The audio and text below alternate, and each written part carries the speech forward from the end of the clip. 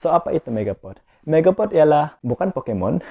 Megapod ialah sejenis burung yang tergolong dalam keluarga ayam. Ia boleh ditemui di Kepulauan Nicobar dan Andaman yang terletak di Bay of Bengal berdekatan dengan India. Boleh juga ditemui di Kepulauan Indonesia, Filipina, Borneo, Papua New Guinea, Australia, dan juga kepulauan-kepulauan kecil yang terletak di Lautan Pasifik, contohnya macam Tonga, Fiji, Palau, Micronesia, Polynesia, dan lain-lain lagi. Secara keseluruhannya terdapat 22 spesies megapod di seluruh dunia, tetapi dalam banyak-banyak spesies ini cuma ada satu spesies saja yang boleh ditemui di Malaysia, yaitu Philippine megapod atau nama saintifiknya Megapodius cummingii. Dan dalam banyak-banyak tempat di Malaysia ini cuma ada satu tempat sahaja di mana spesies ini boleh ditemui, yaitu di negeri di bawah Bayu, negeri Sabah. Lebih spesifik lagi ialah di pulau-pulau sekitar Sabah, contohnya macam Pulau Banggi, Pulau Tiga, Pulau Omadal, Pulau Bait, dan pulau-pulau yang terletak di sekitar Sempurna lah. Untuk hari ini saya akan berceritakan dengan Anda tentang pengalaman saya terlibat dengan projek konservasi yang dijalankan di sebuah pulau yang tidak kurang cantiknya juga, yaitu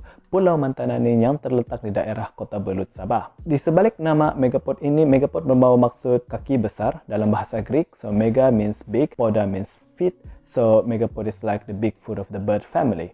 Untuk nama tempatan dia, orang-orang di sini panggil dia sebagai burung tambun atau ayam tambun, yang mana perkataan tambun itu sebenarnya menggambarkan dia punya behavior atau tingkah laku dia bersarang. So, burung ini akan menggunakan kakinya yang besar itu untuk membina sarang daripada timbunan pasir yang cukup besar. So, kalau mau cerita pasal besar dia, di Mantanani sendiri kami ada jumpa sarang yang tinggi dia boleh sampai 1.5 meter, dan dia punya lebar, since dia dalam bentuk kubah, dia punya diameter boleh sampai 10 meter jugalah. Saiz telur dia ialah 2 hingga 3 kali ganda saiz telur ayam biasa. Dan apa yang uniknya pasal burung ini ialah macam juga penyu, burung ini sebenarnya menanam telur dia di dalam tanah untuk pengeraman. So, cerita dia bermula apabila pasangan suami istri, pasangan jantan dan betina megapod ini atau tambun ini berlagar-lagar di kawasan hutan untuk mencari sarang yang sesuai untuk bersarang. Dan bila diorang sudah jumpa sarang yang sesuai untuk diorang bersarang, diorang akan mula menggali lubang telur. Kedalaman dia boleh sampai 2 meter jugalah. So, gali sampai ke kedalaman yang diorang suka.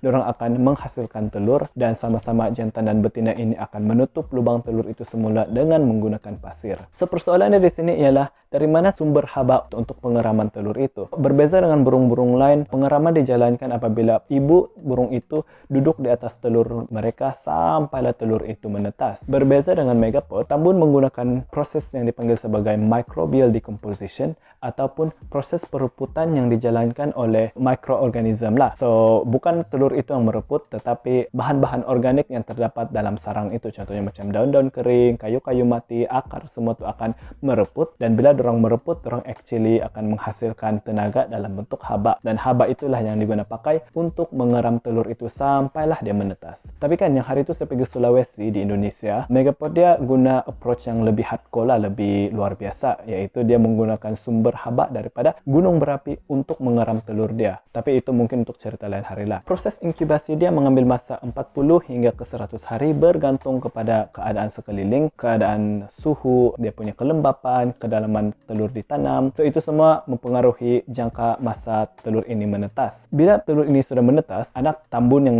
keluar dari telur itu, dia akan mengambil masa beberapa jam hinggalah beberapa hari untuk dia menggali jalan dia keluar ke permukaan. Dia bergantung kepada kedalaman lah. Makin dalam, makin lama lah dia menggali keluar. Apa yang sedihnya pasal burung ini ialah, sebaik saja dia sampai di permukaan kan, dia tidak akan menerima apa-apa bentuk tunjuk ajar, apa-apa bentuk perlindungan, ataupun kasih sayang sekalipun daripada ibu bapa dia. Kerana dorang sudah tiada. Bukan matilah, dorang pergi cari sarang lain sudah untuk dorang bertelur lagi lah. So, burung ini sebaik saja dia sampai di permukaan sarang, dia sudah boleh melakukan benda-benda yang anak-anak burung lain tidak boleh buat lah. Contohnya macam dia sudah boleh cari makanan untuk diri dia sendiri. Dia sudah boleh mengawal atur suhu badan dia sendiri. Kalau contoh macam anak-anak burung lain kan, dorang duduk di bawah mamak dorang atau di ketiak mak dorang untuk memanaskan badan. Tetapi untuk megapod ini tidak, dia boleh buat itu semua sendiri. Yang paling unik, paling menarik ialah sebaik sahaja beberapa jam atau beberapa hari selepas dia menetas, burung ini sudah boleh terbang. Tapi bukan terbang macam burung halang, bukan terbang macam burung layang-layang. Dia just macam ayam, dia terbang sikit and then dia mendarat, dia terbang sikit and then dia mendarat. Sekurang-kurangnya dia boleh menjauhkan diri dia daripada pemangsa lah. So, itu ialah perkongsian saya tentang megapod di Mantanani. Kan baru kamu tahu kan yang sebenarnya ada